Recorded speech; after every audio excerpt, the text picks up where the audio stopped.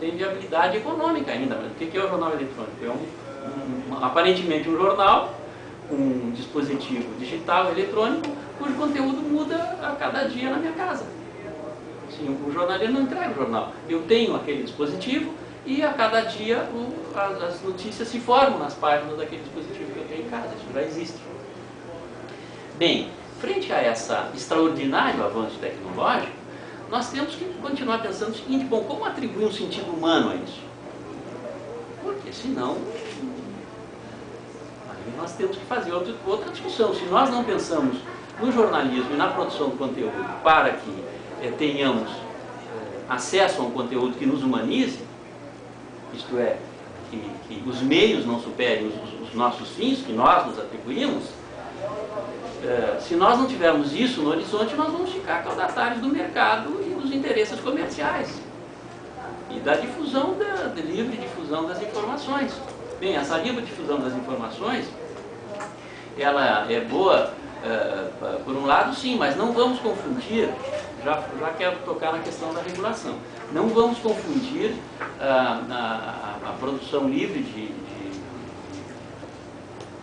conteúdo com uma comunicação que tenha caráter jornalístico. É diferente isso. Nós vamos ter comunicação interpessoal, nós vamos ter N formas de acesso às informações que estão se acentuando. Agora, quando é que aonde se expressará a sociedade, em quais meios de comunicação essa sociedade se expressará, dando trânsito aos seus interesses, às suas contradições, aos seus propósitos, de maneira que a gente possa construir um futuro melhor, uma vida melhor, uma vida mais decente sempre. Quais meios? Bom, não sabemos nem essa questão, mas na minha opinião,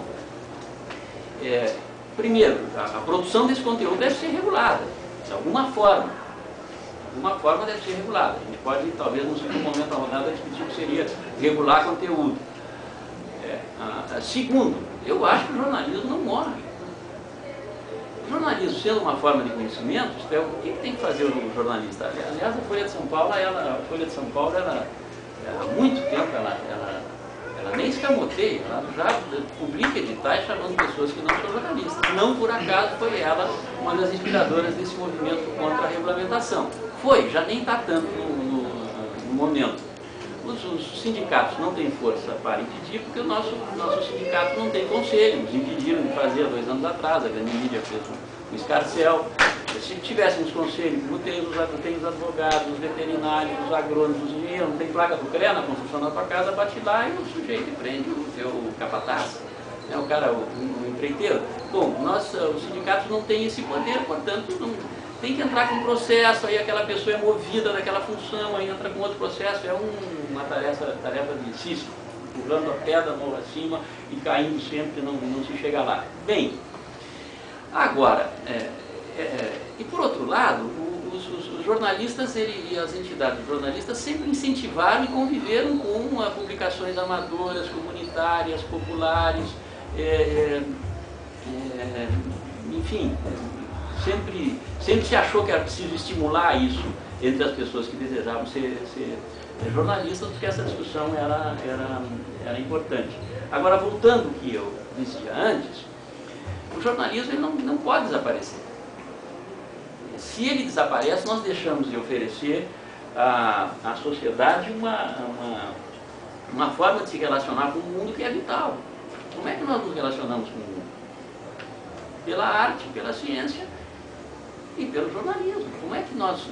Muito bem, tem o cinema, tem a literatura, tem o programa de show, é verdade, mas se pudéssemos, e podemos assim, fazer uma grande divisão, como é que eu tenho, como é que eu me compreendo no mundo? Como é que eu faço as minhas escolhas, como é que eu estabeleço as minhas relações para ser feliz?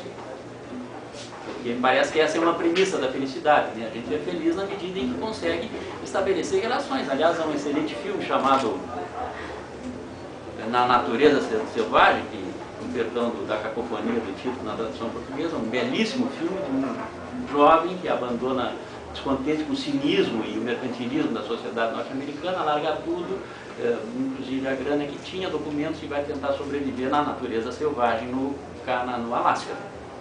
Ele morre. Porque obviamente nenhum jovem despreparado sobrevive no Alasca, nem os grandes especialistas. Bem, mas é um filme interessantíssimo, denso, é um filme de história de pais e filhos também, mas ao final, a mensagem que ele deixa para a família, para irmãos, para amigos, a felicidade sozinho não tem sentido, só tem sentido quando a gente é feliz com os outros. Portanto, voltando ao que eu dizia, a gente só é feliz quando você consegue estabelecer relações, consegue compreender a vida melhor, consegue fazer escolhas. Bem, como é que o mundo, como é que a sociedade brasileira vai fazer essas escolhas sem a presença do jornalismo?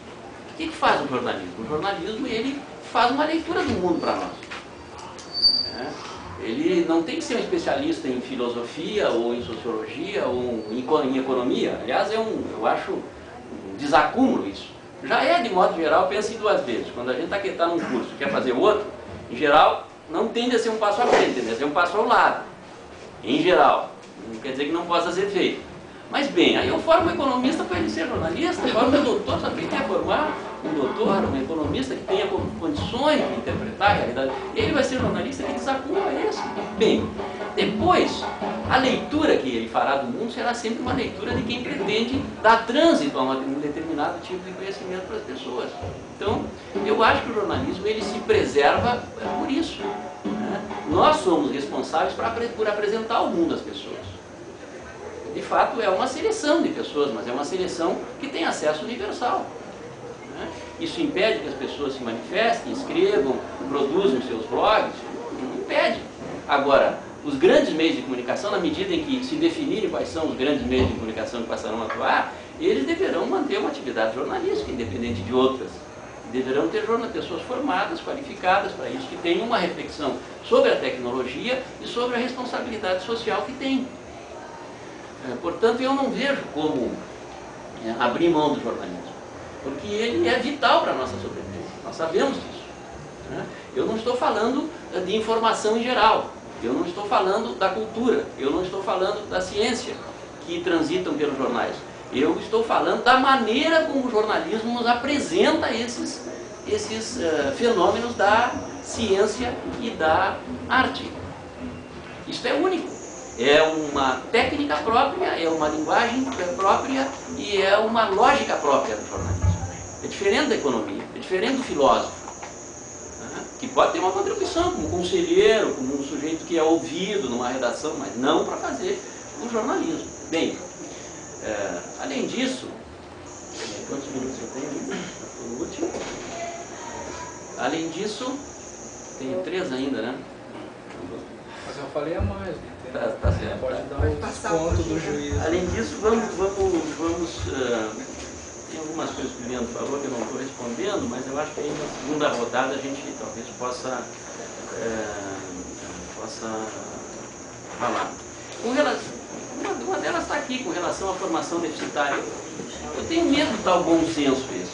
O que é o bom senso? O bom senso dos nossos pais não é necessariamente o nosso bom senso. Agora vamos ouvir. Eu que tenho filho não diria o contrário. Mas há uma relação, o bom senso ele tá marcado também por relações sociais. E se as faculdades não poderiam atribuir, e tem N argumentações a favor do diploma e tal, eu não estou aqui enviando especialmente a nenhuma que eu estou várias, mas eu acho que a faculdade seja exatamente para dar bom senso. Assim como a faculdade não é mercado. A faculdade não reproduz o mercado, nem poderia. Não tem como fazer isso. A faculdade é um momento de ensinar as pessoas a refletir do ponto de vista jornalístico sobre os processos sociais e sobre os próprios meios de comunicação. É um lugar de reflexão, é um lugar de indagação, é um lugar de debate, é um lugar de crítica. Isso não tem espaço nas redações, salvo exceções. Eu pude trabalhar num jornal chamado Diário do Sul, que tinha um certo espaço para se fazer isso, um certo espaço. O dia a dia não permite, contra o relógio, vamos lá, vamos embora. E a democracia se dá nas reuniões de pauta, talvez ligeirinho, talvez numa reunião semanal que a gente possa ver se a coisa está indo bem ou não, mas não é um lugar típico para reflexão.